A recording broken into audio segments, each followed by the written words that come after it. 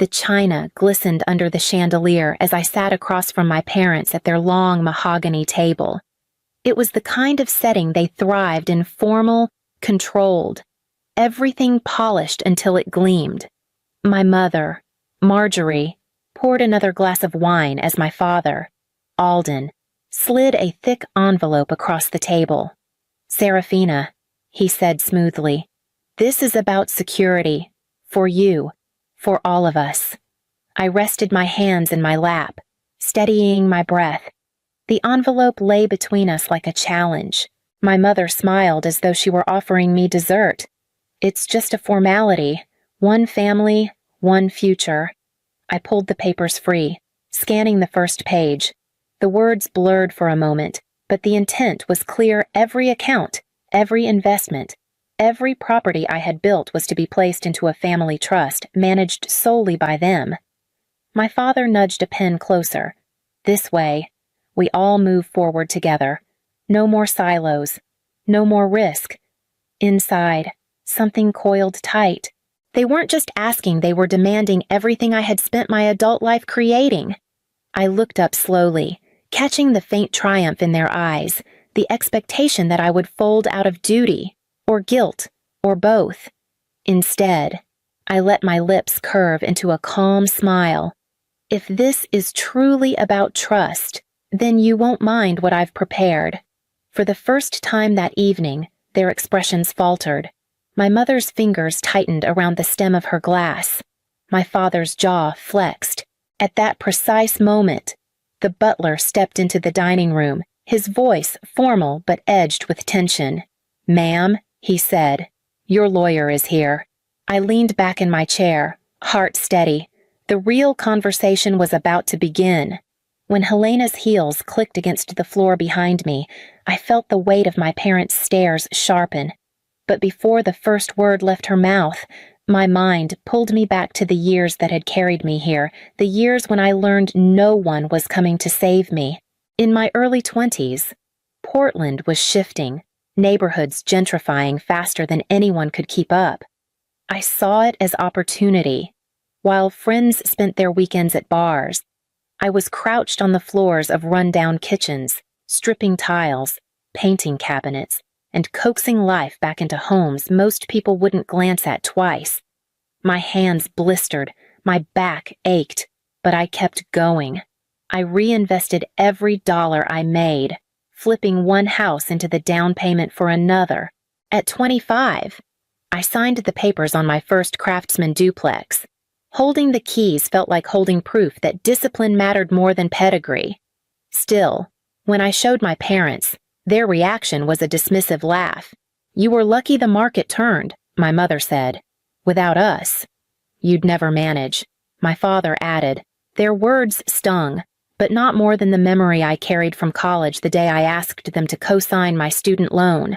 They refused, claiming it would teach me responsibility. It did, though not in the way they intended.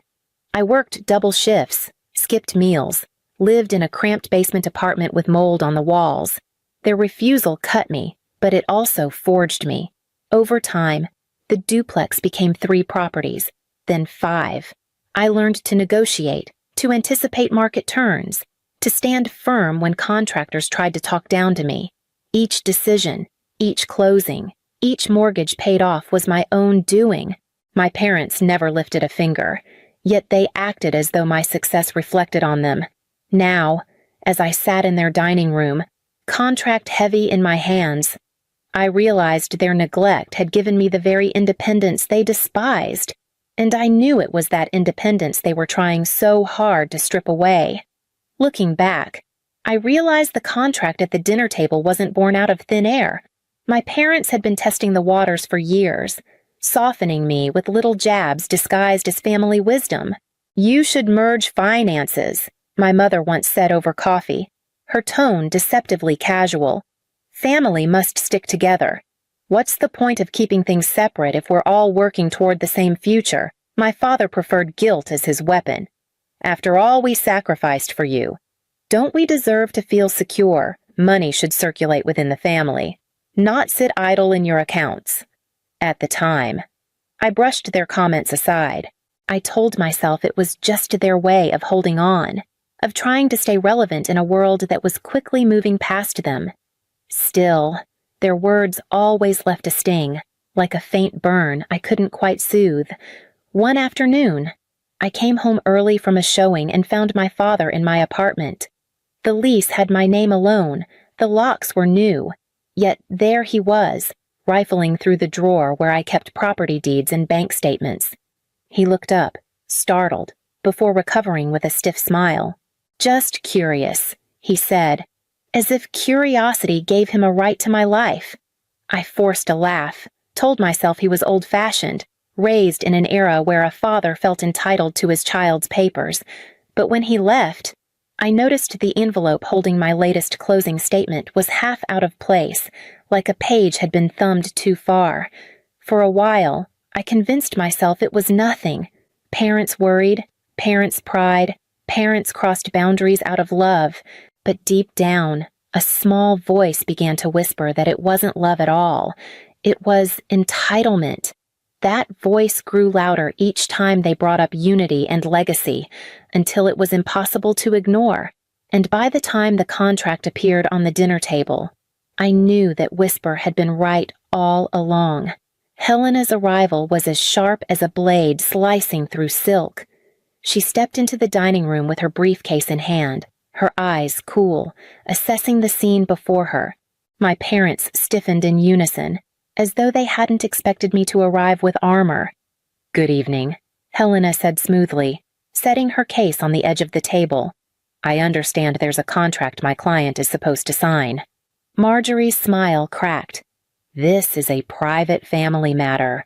There's no need for lawyers." Helena ignored her, sliding the papers from the envelope. She flipped through them quickly, her brow arching higher with each page. Then came the smirk. "Wow," she murmured, closing the folder with a snap. "This isn't a trust. It's a complete transfer of authority. If Serafina signed this, you'd have unilateral control over her assets. Every dollar, every property, every account." The silence that followed was suffocating. My father recovered first. "It's about trust. Helena, about protecting our family from risk." His voice was calm, but the muscle in his jaw betrayed him. "Interesting," Helena replied evenly, "because what I see is a document where Serafina loses every right to her own money. If it's really about trust, why is she the only one who surrenders anything?" My mother leaned forward, her tone syrupy sweet. "You know us.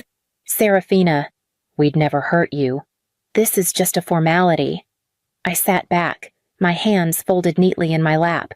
The contract lay on the table between us, a symbol of everything they thought they could demand. I could feel their eyes pressing against me, willing me to break, to cave, to sign.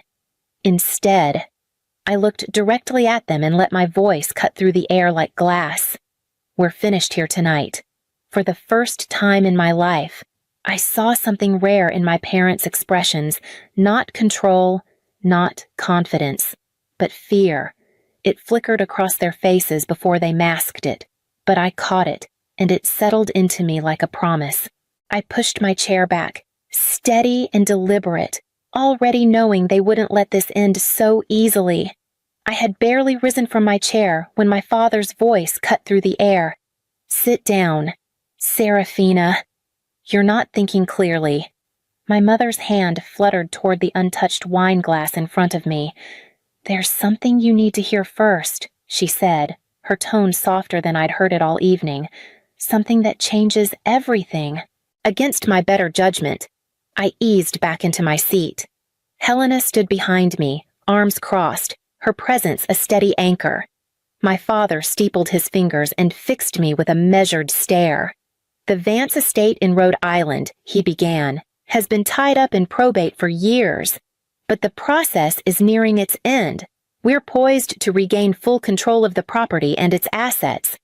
It's worth more than you can imagine." Marjorie leaned in, her smile sharp but dressed in warmth. "And of course, you are our daughter. You stand to benefit as much as we do. But unity is essential. Probate courts value stability. Families that fracture, well, let's just say judges don't look kindly on chaos. The implication was unmistakable. Sign the contract, prove my loyalty, and I'd be welcomed into the circle of inheritance. Refuse, and I'd be cast out. For a moment, I let them talk, their words dripping like honey over poison. They painted the estate as a fortress of history and legacy, something that was rightfully mine if only I'd surrender my independence. But beneath the varnish, I saw the truth. The Rhode Island estate wasn't a gift, it was a leash. They wanted me tethered, bound not just by blood, but by paper and pen. My wealth had become their bargaining chip, and the so-called inheritance was the bait. I glanced at Helena. She didn't speak, but her eyes told me she understood. This wasn't about legacy, it was about control. My father's glare hardened, a storm gathering behind his calm facade. "Without us," he said flatly, "you'll lose everything." I straightened my spine, steadying my breath. The irony nearly made me laugh. They had given me nothing, yet now they threatened to take it all. Helena placed a hand on my shoulder, a silent reminder that we weren't finished. And I knew then that the only way forward was not just to defend what I had built, but to uncover just how deep their desperation ran. After that dinner, I knew talk would get me nowhere. My parents weren't negotiating, they were cornering. So the very next morning, I hired a private investigator. His name was Grant Mercer, a man with a reputation for finding truths people went to great lengths to bury. He worked quickly. Within a week, he placed a thick file on Helena's desk, and we went through it together. Each page was a window into the life my parents had been hiding, the Rhode Island estate they had dangled in front of me. It was mortgaged to the hilt, collateral for loans they had taken out over the last decade, the grand image of wealth they paraded antique furnishings, charitable galas, curated elegance was a mirage. Behind it lay years of reckless spending patched together by desperate borrowing. But the worst blow came near the end of the file, an application for a new credit line, bearing my name. My signature had been forged, but it was careful someone who had watched me sign documents countless times. I stared at the page until the lines blurred, rage and disbelief clawing at me. I thought about the little passbook savings account they opened for me when I was a child.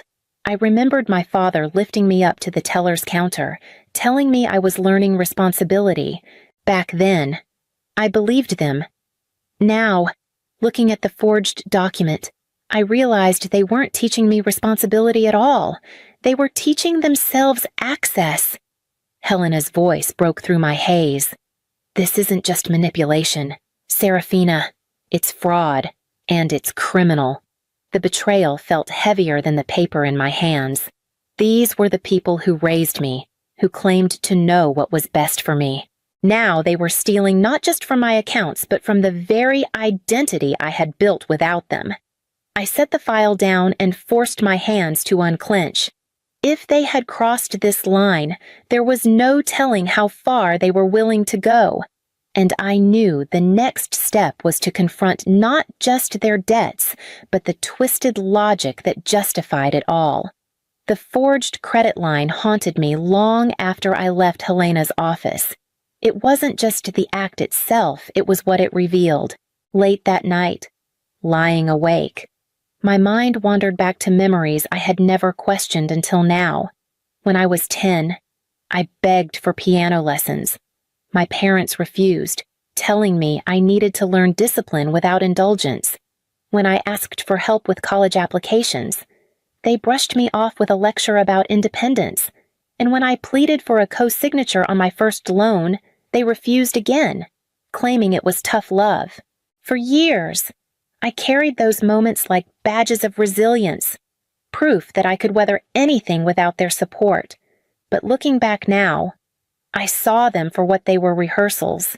They weren't teaching me independence, they were conditioning me to accept abandonment, to normalize neglect so that when exploitation came later, I might confuse it with love. The thought made me sick. Still, guilt slithered in, whispering that I was being unfair. After all, hadn't they given me a roof, meals, clothes? Wasn't I ungrateful for rejecting the people who raised me? I voiced this once to Helena, and she leaned forward, eyes steady on mine. Protecting yourself isn't betrayal. Serafina, betrayal already happened to you. Don't mistake survival for selfishness. Her words settled into me like stone, solid and undeniable. The weight of years lifted, replaced by something harder, sharper. I wasn't the child they'd tried to mold anymore. I wasn't someone who would bend out of guilt or fold under obligation. By the time I left her office that evening, my resolve was clear. My parents had rewritten my childhood into a story of sacrifice and obedience. Now, it was my turn to rewrite the ending, and I knew exactly where the confrontation had to begin. Helena wasted no time after the forged credit line surfaced. She brought in a forensic accountant she trusted, a quiet man named Drayton who had a talent for tracing money through shadows.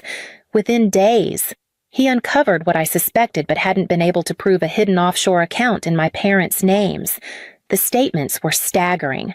Transfers from shell companies, loans stacked on loans, and debts rolled over like dice on a rigged table. They had been juggling liabilities for years, using the illusion of wealth to buy more time. The truth was plain without an infusion of cash. Their empire was already crumbling, and the lifeline they had chosen was me. Helena's office became a war room. She assembled the evidence into a clean, devastating file: fraud, attempted forgery, coercion. Each section airtight, each page a nail in the coffin of their performance as noble benefactors. But I knew facts alone wouldn't be enough. My parents thrived on narrative, on turning guilt into currency. So I added something they couldn't dismiss as technical memory turned tangible. Years ago, my grandmother's locket and my grandfather's cufflinks had disappeared from the family safe. My parents told me they were being appraised. I accepted the explanation back then, but part of me always knew better. Now, tucked into Drayton's report, I placed the pawnshop receipts Helena had tracked down, proof they had sold our heirlooms for quick cash, proof their theft reached back not just into my adulthood, but into the very legacy they claimed to protect. When I looked at the growing pile of documents, I felt no satisfaction, only clarity. They had built a tower of lies so tall it was bound to collapse. All I needed to do was give it the right push. And for that, there was only one place left to deliver the blow back at their own dinner table. The next invitation arrived in the same gilded envelope as always, thick with pretense. My parents thought I would come alone, but I walked into their dining room with Helena at my side. The table was set with crystal and silver, but beneath the gleam, I could feel the tension pressing like humidity before a storm. Alden greeted me with his familiar air of command. "We trust you've reconsidered," he said, gesturing to the empty chair across from him. Marjorie's smile was brittle, her eyes shining with the confidence of someone convinced victory was inevitable. I sat, but instead of opening the folder they had prepared for me, Helena placed our own file squarely in the center of the table. She flipped it open with deliberate calm. Offshore accounts, forged signatures, pawned heirlooms, and debts stacked so high the estate is a hollow shell. The color drained from my mother's face. She reached across the table, her voice breaking. "Serafina, this isn't what it looks like. We only wanted to protect the family, to protect you."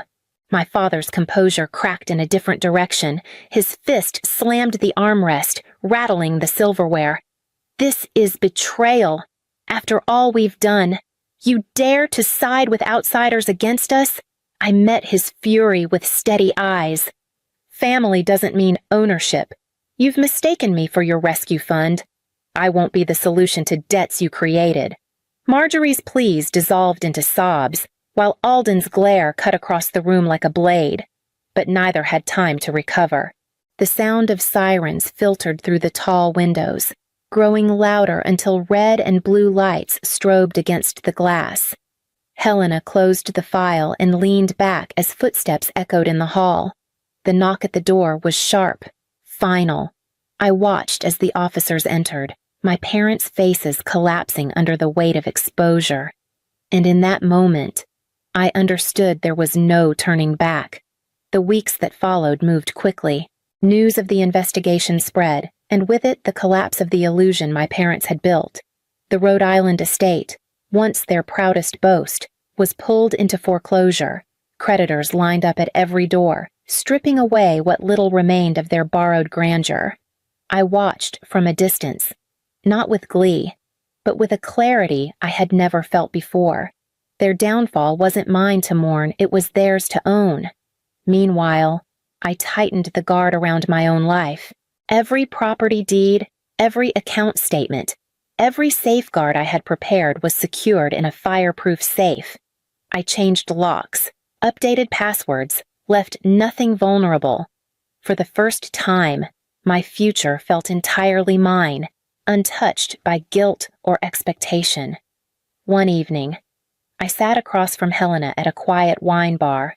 Between us, no contracts, no files, just 2 glasses and the steady hum of relief. She raised hers with a small smile. "To freedom hard-earned," she said. I clinked my glass against hers, the sound sharp, decisive. "To freedom," I echoed, letting the words settle deep in my chest. Blood ties had once defined me, a thread I thought I was obligated to follow no matter where it led. But now I knew better. Love could exist without control, and family could be chosen, not imposed. As I walked home that night, the air felt lighter, the city streets alive with possibility. Freedom, I realized, was my truest inheritance, and I intended to protect it with everything I had.